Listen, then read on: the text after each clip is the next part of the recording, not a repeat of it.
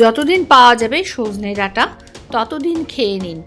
আর যারা সজনে ডাঁটা খেতে পছন্দ করেন না, তাদের জন্য রইল এই রেসিপিটা।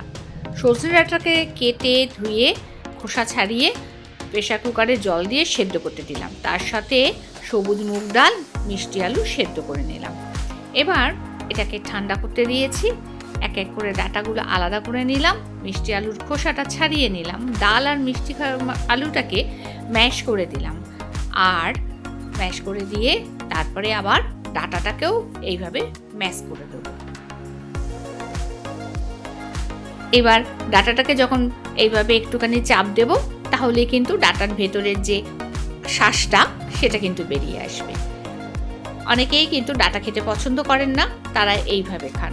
আর এই সজনে ডাঁটার যে কি কি উপকারিতা রয়েছে ডেসক্রিপশন বক্সে পেয়ে যাবেন। সজনে ডাঁটার খোসাটা ফেলে দিলাম। এরপর যে স্যুপটা তৈরি হলো সেটাকে একটু ফোড়ন দিচ্ছি সাদা জিরে,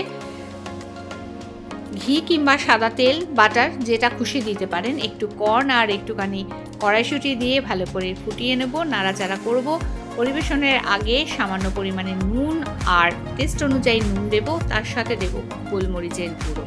গরম গরম পরিবেশন করুন আর এর উপকারিতাগুলো শরীরে সঞ্চয় করুন। নানা রকম রোগ থেকে দূরে থাকুন। সঙ্গে থাকুন, সুস্থ থাকুন, ভালো থাকুন। আবারও দেখা হচ্ছে পরবর্তী ভিডিও নিয়ে।